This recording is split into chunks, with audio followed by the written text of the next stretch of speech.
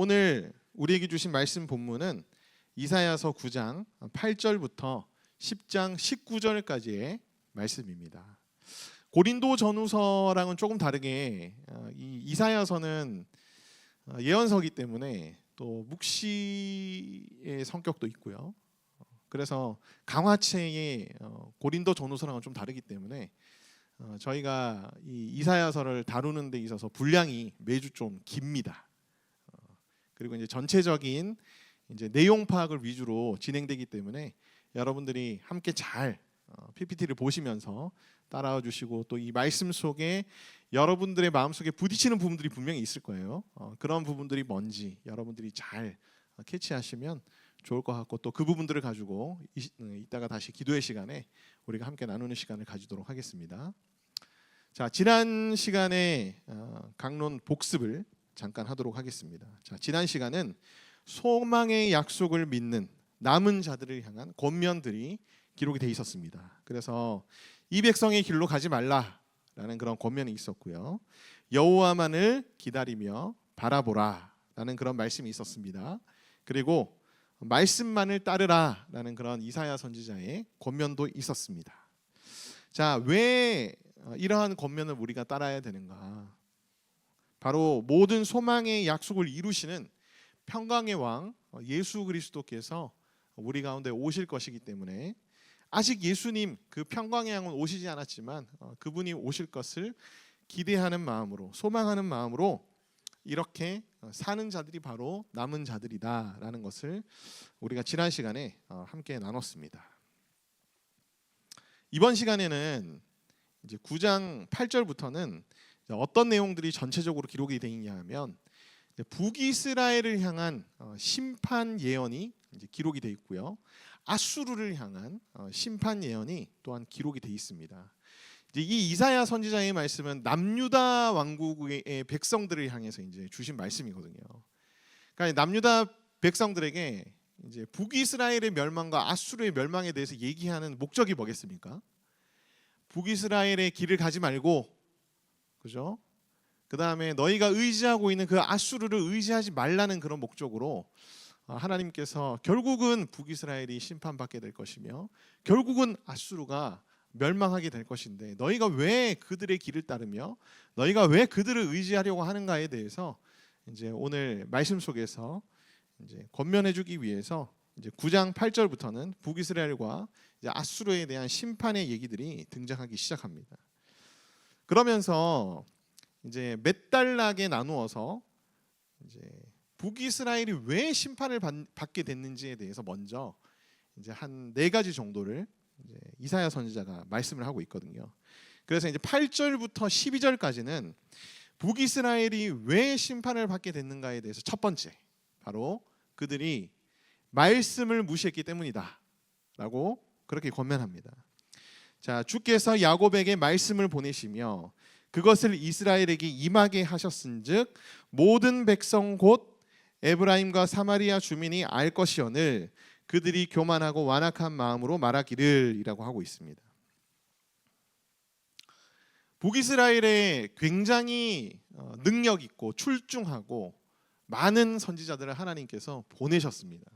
우리는 이제 성경 66권의 목록들을 어느 정도 이제 알기 때문에 아시는 분들은 이제 어떤 선지자들이 북이스라엘에 보낸 선지자인가 이제 보시면은 엘리야 선지자, 엘리사 선지자, 그 다음에 호세아서 호세아, 아모스서의 아모스 이런 선지자들 엄청나게 걸출한 그런 선지자들이죠. 이러한 선지자들이 북이스라엘에 파송이 됐습니다. 하나님 보내셔가지고 그들을 향해서 하나님께서 정말 많은 말씀들을 해주세요. 너희가 멸망당하지 않기 위해서 돌아와라. 호세아서의 아주 유명한 말씀이죠. 여호와께 돌아가자. 그런 말씀들도 있고요. 하나님께서 선지자들을 통해서 많은 말씀들을 해주셨음에도 불구하고 그리고 여기 보면은 9절 말씀에 모든 백성 곧 에브라임과 사마리아 주인 에브라임 지파에서 이제 왕들이 나섰기 때문에 에브라임이라는 단어가 이제 북이스라엘을 얘기할 때는 항상 등장합니다. 그리고 사마리아 지역이기 때문에 북이스라엘을 얘기할 때는 이제 사마리아를 얘기를 하는 거거든요. 그러니까 결국은 북이스라엘의 모든 백성이 하나님이 말씀을 보내셨다는 사실을 모를 리가 없을 정도로 하나님께서 많이 보내셨다는 거예요. 그런데 그들이 교만하고 완악한 마음을 가지고 있었다라고 얘기합니다. 그래서 어떻게 얘기를 했냐 하면 10절 11절 말씀에 보면 벽돌이 무너졌으나 우리는 다듬은 돌로 쌓고 뽕나무들이 찍혔으나 우리는 백향목으로 그것을 대신하리라 하는도다라고 말하고 있죠. 벽돌이 무너져도 다듬은 돌이 있고 뽕나무가 찍혀도 백향목이 대신하면 된다는 얘기들을 북이스라엘 사람들이 서슴지 않고 했다는 거예요. 그러니까 이제 적들이 침공해오고 혹은 이제 자연재해 이런 것들이 이제 발생을 하면서 벽돌은 좀 약하기 때문에 다 무너지게 됐습니다. 하지만 그런 어려움이 생겨도 우리는 괜찮아. 우리에게는 뭐가 있기 때문에 다듬은 돌, 큰 돌, 아주 단단한 돌을 정으로 쪼개가지고 이제 그 돌로 우리가 건축 자재를 만들면 벽돌을 지은 것보다 훨씬 더 굳건하고 강한 성벽, 집들을 세울 수 있기 때문에 벽돌이 무너져도 없어져도 괜찮아. 우리는 다듬은 돌을 의지하면 되거든. 뽕나무가 찍혀도 다 불에 타고 뽕나무가 찍혀도 괜찮아. 우리에게는 백향목. 그 당시 이제 나무들 중에서 가장 최고의 품질의 나무가 뭐냐면 백향목입니다. 레바논에서 나는 백향목. 이 백향목은 굉장히 건축자재로서 고가의 제품들이었거든요. 뭐 망대를 세우거나 궁궐을 만들거나 할 때 이제 쓰이는 그런 거였는데 뭐 뽕나무 없어져도 돼. 목재가 없어져도 우리는 백향목이 너무 많아가지고 그걸로 대신하면 돼. 그렇게 얘기하는 거죠. 어떤 어려움이 생겨도 우리는 충분히 대처할 수 있는 지혜와 능력과 힘이 있어. 그래서 우리는 하나님을 의지할 필요가 없어. 그렇게 이제 얘기했던 자들이 바로 북이스라엘 사람들입니다. 그러니까 이제 벽돌이 무너져도 다듬은 돌이 있고 뽕나무가 찍혀도 백향목이 대신하면 돼라는 말 속에는 이제 이런 의미들이 내포가 되어 있는 거예요. 하나님은 필요 없어. 우리에게는 충분히 대체할 것들이 많이 있어. 이제 그런 얘기들입니다. 하나님이 많은 선지자들을 통해서 하신 말씀들도 결국은 헛소리일 뿐이다. 우리는 그거 믿지 않아. 라고 이제 북이스라엘 사람들은 얘기를 했다는 거예요. 그러니까 이제 하나님의 말씀들을 북이스라엘 사람들은 무시했기 때문에 북이스라엘이 결국 심판을 당하게 된 것이다. 11절 말씀에 보면 르신의 대적들을 일으켜 그를 치게 하시며 그의 원수들을 격동시키시리니 르신은 아람의 왕입니다. 북이스라엘이 아람과 동맹을 맺어서 남유다를 침공했었잖아요. 네, 르신은 이제 아람의 왕인데 르신의 대적은 그러면 누구냐? 아람 왕이 북이스라엘 왕과 동맹을 맺어가지고 이렇게 싸우려고 했던 대상이 아수르였거든요. 아수르. 그리고 그 주변에 있던 블레셋 이런 나라들입니다. 그 르신의 대적들을 여호와께서 일으켜서 그를 치게 하시며 그 원수들을 격동시키리니 아람 왕도 결국 아수르에 패망하게 되고요. 그 다음에 북이스라엘도 결국 아수르에 나중에 패망하게 됩니다. 그리고 나서 블레셋 사람들로부터 엄청난 침탈 그런 것들을 당하게 되죠. 앞에는 아람 사람이요, 뒤에는 블레셋 사람이라. 아람 사람은 원래 동맹국이었는데 나중에는 어떻게 된다는 거죠? 동맹국이었던 아람 사람들이 적국이 돼버린다. 그렇게 이제 얘기를 하는 거예요. 뒤에는 블레셋 사람이라. 그들이 모두 벌려 이스라엘을 삼키리라. 그럴지라도 여호와의 진노가 돌아서지 아니하며 그의 손이 여전히 펴져 있으리라. 그러니까 이제 하나님이 진노를 거두지 않으시고 곧 크게 징계하실 것이다라는 이제 그런 의미가 12절 맨 마지막에 여호와의 진노가 돌아서지 아니하며 그의 손이 여전히 펴져 있으리라는 그런 표현의 의미라고 할 수 있겠습니다. 두 번째, 북이스라엘이 하나님으로부터 심판받은 이유, 그 이유가 뭐냐면은 바로 하나님을 찾지 않았기 때문이다. 그렇게 이제 이사야 선지자는 얘기하고 있어요. 13절 말씀에 보면 그래하여도 그 백성이 자기들을 치시는 이에게로 돌아오지 아니하며 만군의 여호와를 찾지 아니하시는도다. 그러므로 여호와께서 하루 사이에 이스라엘 중에서 머리와 꼬리와 종려나무 가지와 갈대를 끊으시리니라는 표현이 있습니다. 자, 여기 이제 먼저 우리가 14절을 먼저 보겠습니다. 하루 사이에는 그냥 한 번에 심판을 당한다는 얘기예요. 하루 사이에. 근데 여기 보면은 누가 심판을 당하느냐, 머리와 꼬리가 나오고요. 그 다음에 종려나무 가지와 갈대 이렇게 나옵니다. 자, 머리는 15절 말씀에 누군지가 나오죠. 그 머리는 곧 장로와 존귀한 자요. 그러니까 이제 통치자들, 지도자들을 의미합니다. 머리는 통치자들과 지도자들이고, 꼬리는 뭐겠어요? 꼬리는 거짓말을 가르치는 선지자, 거짓 선지자를 의미합니다. 종려나무와 갈대는 머리이 아니고, 종려나무는 이스라엘의 상류층들을 이제 지칭하는 그런 표현이고요.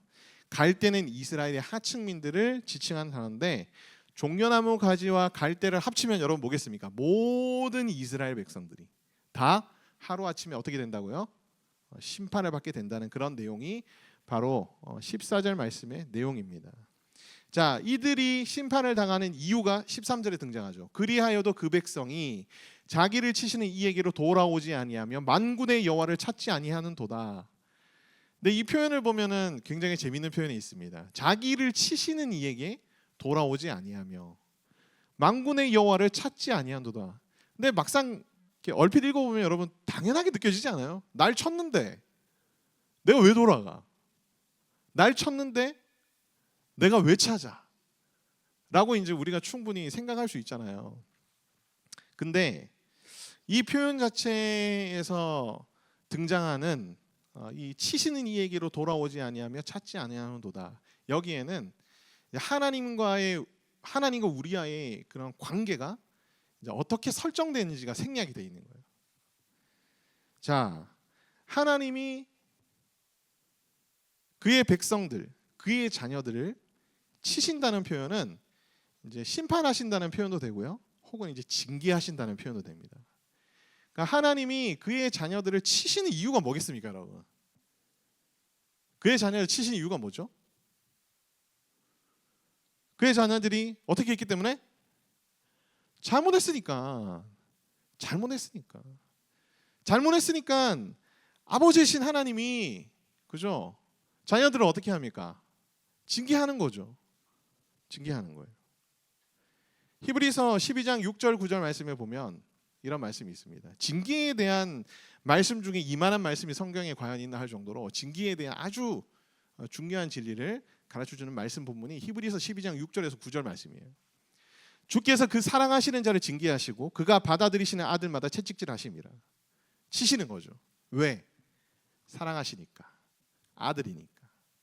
너희가 참으면 징계를 받기 위함이라. 하나님이 아들과 같이 너희를 대우하시나니 어찌 아버지가 징계하지 않는 아들이 있으리요.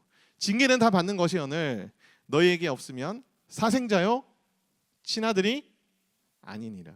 그러니까 너희가 징계받는 것은 너희가 하나님의 친아들이기 때문에 징계를 받는 것이고, 너희가 징계를 받는 이유는 하나님이 너희를 사랑하시기 때문에 징계하시는 것이다. 모든 육신의 아버지가 우리를 징계하여도 공경하였거늘 하물며 모든 영의 아버지께 더욱 복종하며 살려 하지 않겠느냐. 그러니까 여호와 하나님께서 그의 백성들을 치시는 이유가 뭐예요? 그의 백성들을 사랑하기 때문입니다. 그래서 하나님의 자녀들은 하나님이 자신을 징계하고 하나님이 자신을 치는 상황 속에서 무엇을 느껴야 할까요?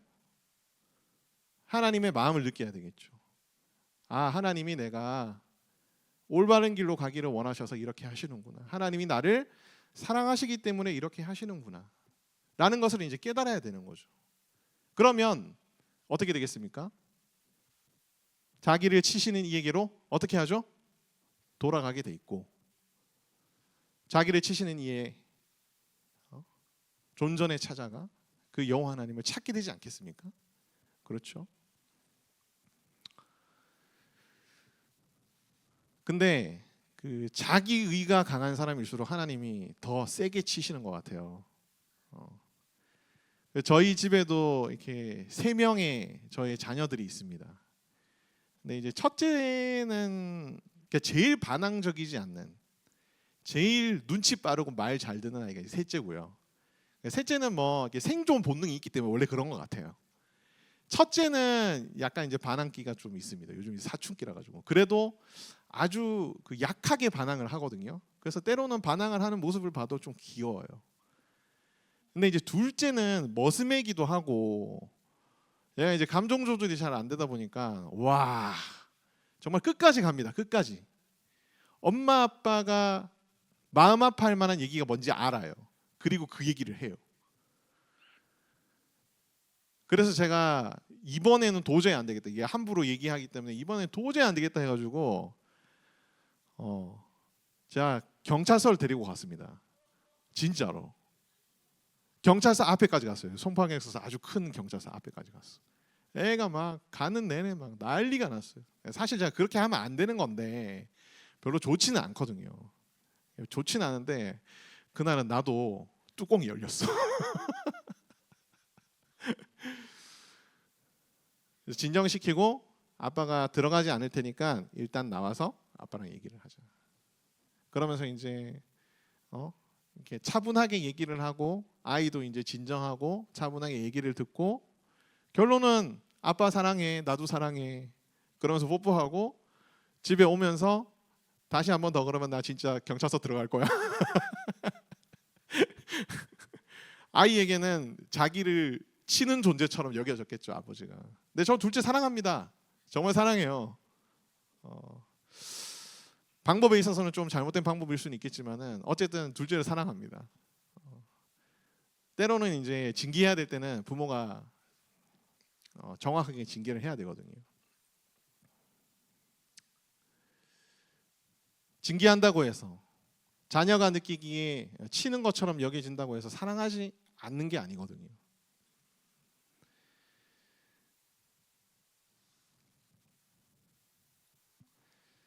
하나님은 우리를 징계하시는 가운데에 또한 우리가 회개하고 돌아오기를 바라십니다. 그리고 회개하고 돌아오면 언제든지 하나님은 그의 진노를 어떻게 하세요? 멈추십니다. 멈추세요. 그러니까 여호와께서 그의 백성들을 치시는 가운데에 그의 백성들이 잘못을 알게 되고 주님 앞에 회개하고 돌아와서 찾게 되면 하나님은 어떻게 하시죠? 그의 모든 진노를 멈추시고 거두시고 그들을 다시 받아주세요. 하나님이 또 징계하시는 치시는 이유가 뭡니까? 사실은 그 과정 속에서 우리가 더욱더 성장하고 그 가운데에서 우리가 정말 하늘의 복을 받기를 바라는 마음으로 하나님께서 우리를 치시는 경우들이 많이 있거든요. 그러니까 우리는 구원받은 자들이니까 구원받은 자들에게 해당되는 하나님이 치시는 이유가 이제 징계, 회개와 돌이킴, 축복인 겁니다. 진짜 찐 심판은 구원받지 못한 자들에게 이제 임하는 거겠죠.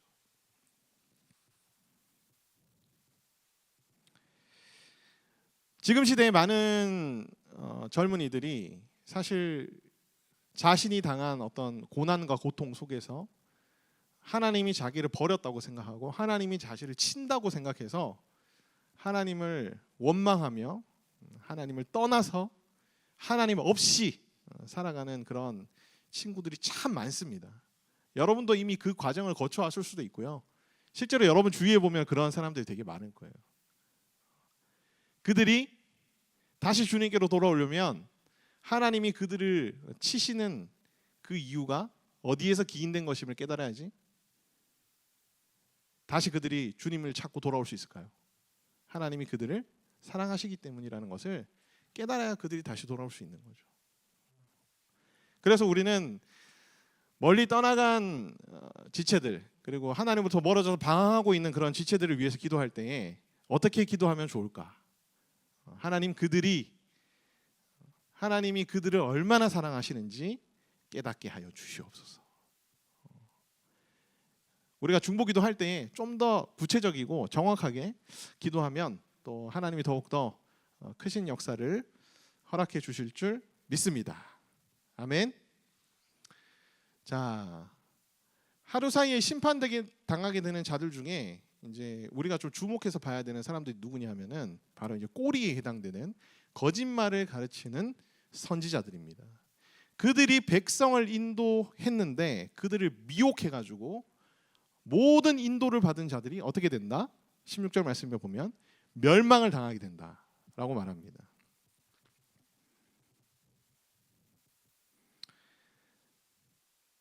아까 우리가 앞전에 말씀을 무시하고 이제 경시했던 북이스라엘에 대한 심판에 대해서 함께 나눴잖아요. 그때 하나님께서 북이스라엘에 정말 많은 선지자들을 보내주셨다고 얘기했는데, 여러분 열왕기상하 역대상하 읽어보시면요, 북이스라엘에 정말 많은 거짓 선지자들이 있었습니다. 그래서 그 거짓 선지자들 때문에 참된 선지자들이 곤욕을 치르는 내용들이 성경에 심심치 않게 등장을 하거든요. 이 거짓 선지자는 어떠한 자들일까? 딱 떠오르는 사람들은 누구냐 하면 바로 이단이겠죠. 성경을 잘못 해석하고 그래서 잘못된 진리를 가르치는 그런 존재들이 이제 이단인데, 그런 이단들이 이제 거짓 선지자들에 해당될 수 있습니다. 그런데 거짓 선지자들을 조금 이제 넓게 확장해서 보면요, 예수님을 믿는다고 하는 사람들 중에도 거짓 선지자들이 굉장히 많습니다. 뭐 성경을 이제 잘못 해석하는 목회자들 혹은 잘못 적용하는 목회자들, 그런 목회자들도 어디에 해당할 수 있을까요? 거짓 선지자에 해당할 수 있습니다. 후배들에게 그리스도인으로서는 해서는 안 되는 일들, 죄들에 대해서 야 그거 범죄 아니야 해도 돼 라고 조언하고 미혹하는 사람들도 뭐가 될 수 있습니까? 거짓 선지자들이 될 수 있습니다. 뭐 대표적으로 혼전성관계 해도 된다고 얘기하는 사람들, 그 다음에 술 마셔도 된다고 하는 사람들, 야 11조 율법 아니니까 하지마, 할 필요 없어, 괜찮아, 이렇게 얘기하는 사람들, 하나님 믿으면 되지 주일 성수 뭐하러 하니, 이렇게 얘기하는 사람들. 성경은 진리들도 있지만 진리가 아닌 부분도 있어, 절대적인 부분도 있지만 절대적이지 않은 부분도 있어. 그렇게 막 성경에 대해서 부분적으로 믿고 부분적으로 절대적이라고 생각하는 사람들, 잘못된 신학적 바탕 위에서 성경과 진리에 대해서 왜곡된 주장과 가르침을 주는 자들, 공동체의 선배들일 수도 있고요, 혹은 자기 자신이 그런 상태에 놓여져 있는 사람일 수도 있습니다. 다 어디에 해당되죠? 거짓 선지자에 해당될 수 있습니다.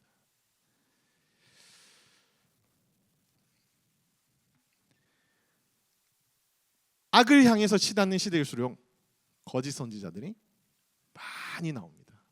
참된 선지자도 많이 나오는데요, 거짓 선지자도 많이 나옵니다.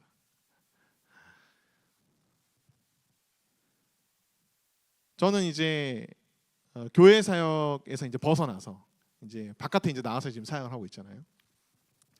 그래서 뭐 친구 목사님들로부터 선배 목사님들로부터 굉장히 많은 그 교회 내부의 얘기들을 듣습니다. 뭐 이미 제가 이렇게 자라오는 환경 속에서도 많이 보긴 했었어요. 저희 아버님이 또 목사고 그래가지고 많이 그걸 보긴 했지만 나와서 들으니까 더 어마무시한 얘기들이 많더라고요. 목사님이 그런다고? 장로님인데 그런다고? 집사님인데 그런 얘기를 한다고? 진리인 것 같은데 들어보면 진리가 아닙니다.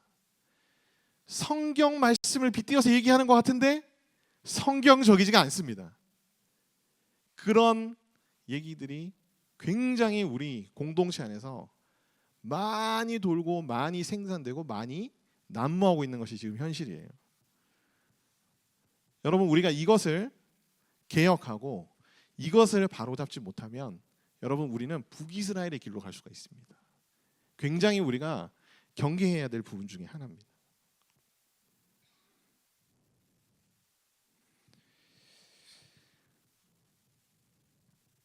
북이스라엘 시대에는 그 어느 때보다도 출중하고 능력 있는 선지자들이 제가 많았다 그랬죠. 왜요? 하도 말씀을 안 듣고 하도 말씀을 따르질 않으니까 하나님이 그런 선지자들 막 계속 보낸 겁니다. 그러다 안 되는 거야. 저는 이제 요즘 한국 교회를 보면서 한국 교회에 정말 이렇게 능력 있고 정말 설교 잘하시는 목사님들이 옛날보다 훨씬 많아졌거든요. 근데 그 목사님들을 중심으로 교회들이 막 커져가긴 하는데, 그죠? 대형화되고 있는 거죠. 대형화되고 있다는 자체에 대해서, 대형 교회에 대해서 저는 부정적으로 생각하지는 않습니다. 다만 전체적인 교회의 이 영향력이 쪼그라들고 있는 상황 속에서 대형 교회로만 모인다는 거, 이걸 이제 우리가 좀 유심히 봐야 될 필요가 있어요. 그만큼 다수의 교회들이 지금 어떻게 되고 있다? 무너지고 있다. 뭐가 무너지고 있다? 저는 대형 교회로 모여드는 사람들 보면요, 그 친구들이랑 얘기를 해보고 하다 보면은 그 친구들이 대형 교회 쪽으로 가지 않을 수밖에 없었던 이유들이 있어요. 자기가 원래 다녔던 교회에서 복음이 들려지지가 않아. 말씀에 대해서 뭔가 해석하고 말씀 중심으로 가르치지는 않아. 그게 다 떠나오는 거죠. 대형 교회들은 그래도 복음을 전파하고 그 다음에 말씀 중심으로 사역하는 교회들이 많으니까 그걸로 다 모이는 거죠. 대형 교회를 욕할 게 아니라요, 우리 온 교회가 지금 올바른 방향으로 가고 있는가, 올바른 사역들을 하고 있는가에 대해서 좀 고민해 볼 필요는 있겠다 싶은 생각이 듭니다. 청년 공동체는 더더욱이나 심각합니다. 더더욱이나 심각해요. 제가 나와서 이제 지역 교회에 출석하고 있는 그런 친구들을 만나고 또 그들을 이제 제자 훈련하고 하다 보면은 와, 진짜 처참합니다. 정말 처참해요. 양육 그런 거 없습니다. 말씀 안에서의 교제 그런 거 없어요. 그게 뭔지도 모릅니다. 진짜 심각합니다. 우리 인스파이어에 나오는, 그리고 인스파이어의 이 비전과 사명에 함께하는 여러분들이 정말 중요한 거예요. 그래서 여러분들이 앞으로 평생을 말씀 안에서 사시고 말씀으로 사역하시고 말씀으로 교회를 변화시키려고 노력하신다면 저는 소망이 있다 생각합니다. 왜? 남은 자들을 통해서 하나님은 어떻게 하시요? 부흥시키시니까. 한 사람을 통해서도 부흥시키는데 남은 자들이 더 많으면 많을수록 부흥될 확률은 더 높죠. 여러분들이 그 주인공이 되시기를 간절히 바랍니다. 자, 18절부터는 북이스라엘 심판의 원인, 세 번째 원인, 악행입니다. 악행. 자, 불타오르는 것 같은 악행이라고 돼 있어요. 그러니까 이제 삽시간에 모두에게 다 퍼져버린다는 거예요. 19절에 보면 이 악행이 뭔지에 대해서 나옵니다. 19절에 보면은 만군의 여호와로 말미암아 이 땅이 불타리니 백성은 불의 섭과가 될 것이라. 사람이 자기의 형제를 아끼지 아니하며 동족 상잔의 비극이 벌어진다는 겁니다. 그 얘기가 20절에 21절에 나오죠. 므낫세는 에브라임을, 에브라임은 므낫세를. 북이스라엘의 가장 대표적인 지파가 어디냐 하면 므낫세 지파와 에브라임 지파고요. 왕족은 에브라임 지파에서 나옵니다. 므낫세와 에브라임 지파 모두 요셉의 두 아들의 지파죠. 그죠? 근데 이 가장 북이스라엘의 대표되는 두 지파가 서로 어떻게 하죠? 싸웁니다. 서로 싸워요. 므낫세는 에브라임을, 에브라임은 므낫세를 먹으려고 하다가 갑자기 둘이서 어떻게 돼요? 힘을 합쳐서 유다를 또 먹으려고 한다는 거예요. 유다를 치리라. 20절 말씀에 보면 오른쪽으로 움켜질지라도 줄이다. 왼쪽으로 먹을지라도 배부르지 못하여 각각 자기의 팔의 고기를 먹을 것이며 라는 표현은 뭐냐 하면은 오른쪽을 치었는데도 배고프고 그래서 왼쪽으로 먹었는데도 배부르지가 않아요. 그래서 자기 팔까지 먹어버린다 라고 표현합니다. 그러니까 엄청난 탐욕과 탐심이 동족상잔 비극의 원인이었다는 거예요. 그리고 만족스러워하지 않았다는 거예요. 그만큼 채우고 또 채우고 했던 그런 탐심과 탐욕.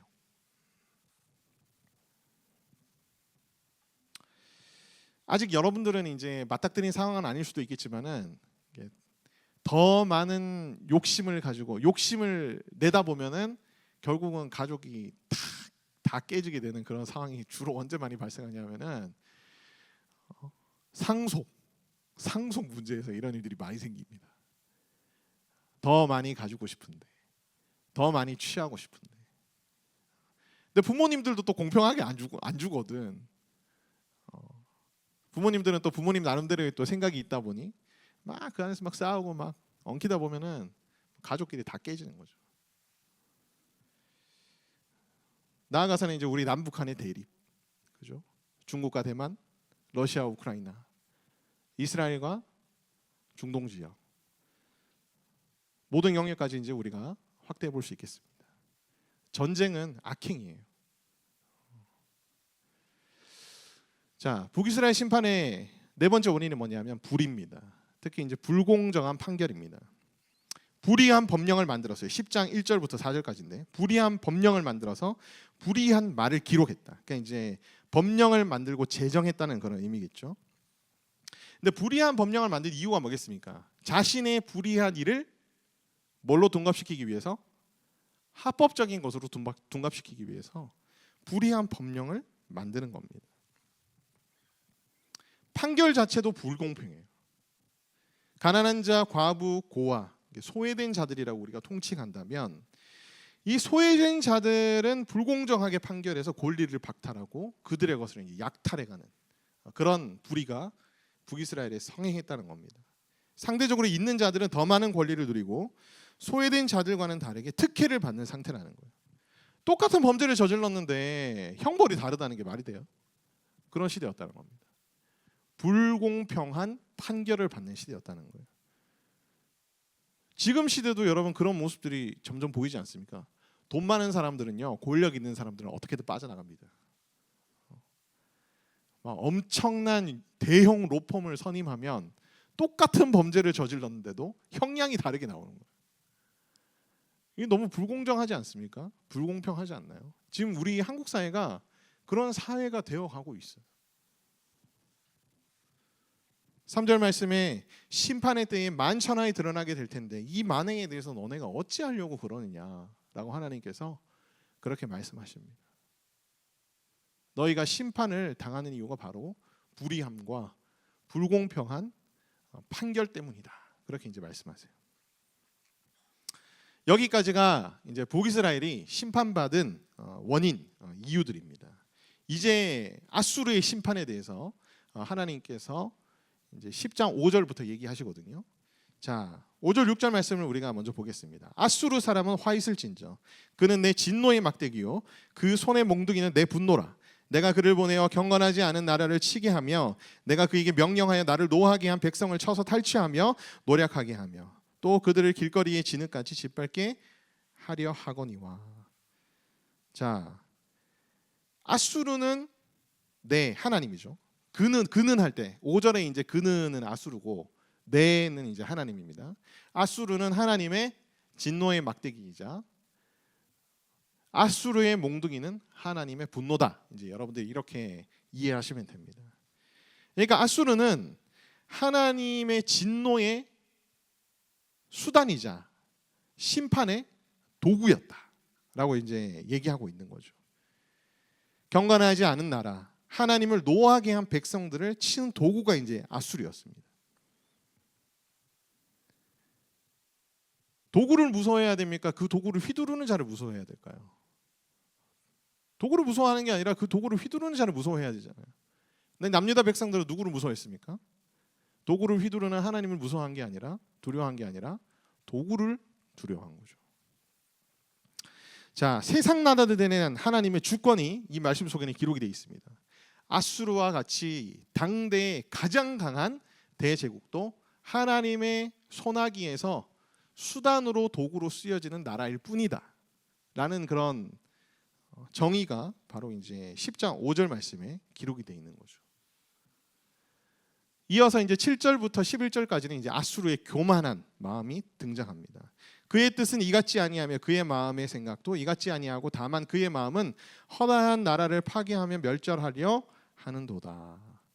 그러니까 이제 그의 뜻은 이같지 아니하며라는 말이 뭐냐면은 아수르는 하나님의 도구이자 하나님의 심판의 수단인데 아수르 자체는 그렇게 생각하지 않았다는 거예요.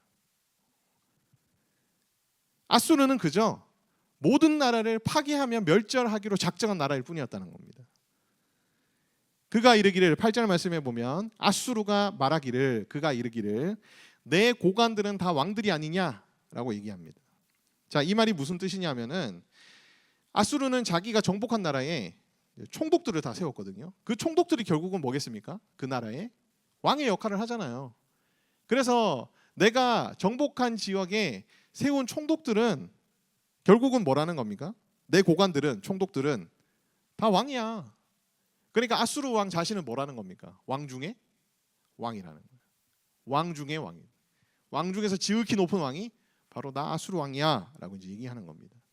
9절 말씀에 보면 갈로는 갈그미스와 같지 아니하며 하맛은 아라밧과 같지 아니하며 사마리아는 다메섹과 같지 아니하냐라고 이제 표현하는데, 갈그미스, 갈로, 아르밧, 하맛, 다메섹, 사마리아 순서로 아수르에서부터 이제 거리가 멀어지거든요. 그러니까 이 표현은 뭐냐면은 아수르를 기준으로 가까운 성읍들부터 아수르가 이제 정복해 나가기 시작해서 사마리아까지 정복했다라는 뜻입니다. 고대 근동의 아주 중요한 성읍들을 아수르가 다 정복했다는 거예요. 내가 다 정복했어. 이제 그런 뜻입니다. 10절 말씀에 보면 내 손이 이미 우상을 섬기는 나라에 미쳤나니 그들이 종악한 신상들이 예루살렘과 사마리아의 신상들보다 뛰어나느니라. 내 손이 이미 우상을 섬기는 나라에 미쳤다. 그러니까 자기가 정복한 나라들의 신들이 다 있을 거 아니에요. 그 신들이 정복을 당했으니까 결국은 아수르 왕 다 자기 밑이라는 겁니다. 나는 신보다 더 존귀한 존재지. 나아가서 예루살렘과 사마리아의 신상들보다 뛰어났다라고 얘기합니다. 그러니까 예루살렘과 사마리아의, 그러니까 아수르가 볼 때는 이제 하나님이 예루살렘과 사마리아의 신상이겠죠. 결국은 아수르 왕이 자기 자신이 하나님보다 더 뛰어난 존재다라고 얘기했다는 거예요. 그러면서 11절 말씀에 내가 사마리아와 그의 우상들에게 행함 같이 예루살렘과 그의 우상들에게 행하지 못하겠느냐 하는도다 라는 말이 뭡니까? 내가 사마리아도 정복했는데 남유다 정도야 정복 못하겠어? 하나님? 아무 능력 없어. 그거 다 나보다 미치야. 그런 뜻입니다. 그러니까 그만큼 아수르가 교만해졌다는 거예요. 하나님의 도구일 뿐인 아수르가 엄청나게 교만했다는 거죠. 아수르의 모순에 대해서 하나님께서 고발합니다. 주께서 주의 일을 시온산과 예루살렘에 다 행한 후에 아수르 왕의 완악한 마음의 열매와 높은 눈의 자랑을 벌하시리라. 그의 말에 나는 내 손의 힘과 지혜로 이 일을 행하였나니 나는 총명한 자라. 열국의 경계선을 걷어치웠다. 이게 다 정복했다는 겁니다. 아수르 왕이 자기가 자기의 힘과 지혜로 열국의 경계선을 다 지어버렸다. 다 정복해버렸다. 이제 그런 뜻입니다. 그들의 재물을 약탈했고 용감한 자처럼 위에 거주한 자들을 낮추었으며 내 손으로 열국의 재물들을 얻은 것은 새의 보금자리를 얻은 것 같고 온 세계를 얻은 것은 내 머리 날을 주운 것 같은 거예요. 되게 쉬웠다는 거예요. 내가 정복하는 건 되게 쉬웠어. 날개를 치거나 입을 벌리거나 지저귀는 것이 하나도 없었다 하는도다. 아수르 왕이 스스로 이렇게 얘기한 거에 대해서 하나님이 뭐라고 말씀하시냐면 도끼가 어찌 찍는 자에게 스스로 자랑하겠으며. 도끼는 뭡니까? 도구죠. 도끼를 휘두르는 사람이 결국 누구라는 거예요? 존재가 하나님이라는 겁니다. 아수르는 하나님의 도끼일 뿐인데 도끼가 하나님에게 어떻게 스스로 자랑하겠으며. 아수르가 만약에 톱이라면 톱을 켜는 하나님에게 어찌 톱이 스스로 큰 채 하겠느냐. 이는 막대기가 자기를 드는 자를 움직이려 하며. 그러니까 이제 아수르는 하나님의 막대기이자 몽둥이라고 아까 말씀해 주셨는데, 아수르의 이런 자기 자랑, 자기 높임은 막대기가 마치 드는 자를 움직이려 하며 몽둥이가 나무 아닌 사람을 들려 함과 같음이다라고 이제 하나님께서 그렇게 비꼬십니다. 아수르를 향한 심판이 나오죠. 그러므로 주 만군의 여호와께서 살찐 자를 파리하게 하시며 그의 영화 아래에 불이 붙는 것 같이 맹렬하게 타게 하실 것이라. 이스라엘의 빛은 불이 되고 그의 거룩하신 이는 불꽃이 되실 것이니 이스라엘의 빛은 여호와 하나님을 의미합니다. 이스라엘의 거룩하신 이는 여호와 하나님을 의미합니다. 여호와 하나님은 뭐라는 거예요? 불이시자 불꽃이어서 하루 사이에 그의 가시와 찔레가 소멸되며 그의 숲과 기름진 밭의 영광이 전부 소멸되리니 병자가 점점 쇠약하여 감 같을 것이라. 그의 숲에 남은 나무의 수가 희소하여 아이라도 능히 계수할 수 있으리라. 아수르를 향한 맹렬한 심판을 이스라엘의 빛이자 그의 거룩하신 이인 여호와 하나님께서 행할 것이라는 겁니다. 이제 하나님이 빛으로 이렇게 묘사될 때는, 여러분 빛은 뭐예요? 어두움을 드러내잖아요. 깜깜할 때는 다 어둡기 때문에 모릅니다. 근데 빛이 비치면 어둠이 드러나게 되는 거죠. 그죠? 거룩은 뭡니까? 하나님이 거룩하시다. 거룩하시다. 거룩이라는 뜻은요. 하나님의 이 거룩이라는 속성은 어떤 의미를 가지고 있냐면 죄와 악과 함께 하실 수 없는 속성이에요. 그래서 죄와 악은 반드시 어떻게 하십니까? 심판하시고 처단하실 수밖에 없는 하나님의 속성이 바로 이제 거룩입니다. 그래서 거룩하신 하나님이라는 표현 속에는 심판의 그런 내용들도 담겨져 있는 거예요.